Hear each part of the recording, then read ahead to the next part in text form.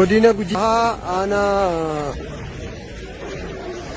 Gorodola ganda Adaadii waraanni bilisummaa Oromoo uummata Oromoo yeroo barsiisu qurxummichi akkasiin galaanicha keessa akkasittiin yeroo bashannanu argaa jirra. Fulaa humni nyaaphaa kaleessa naannoon kun Adaadii jedhama. Adaadii jechuun buufata kaampii yeroo dheeraadhaaf uummata Oromoo wareegama kaffalchiisaa ture jechuudha. Kana fakkaata uummanni Oromoo simannaa yookaan jaalalaaf kabajanni waraana bilisummaa Oromootiif qabu kana fakkaataa jechuudha. Kanaaf uummanni Oromoo yeroo inni bilisummaatiif hirmaannaa guddaa gochaa jiru kana keessatti namoonni kamiyyuu bakka jirtanitti akka jirtanitti qabsoo kana cina akka dhaabbattaniif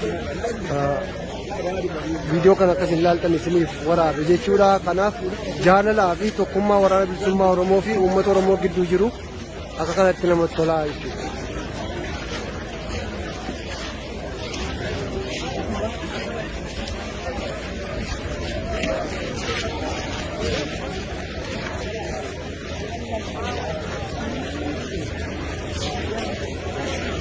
Thank you.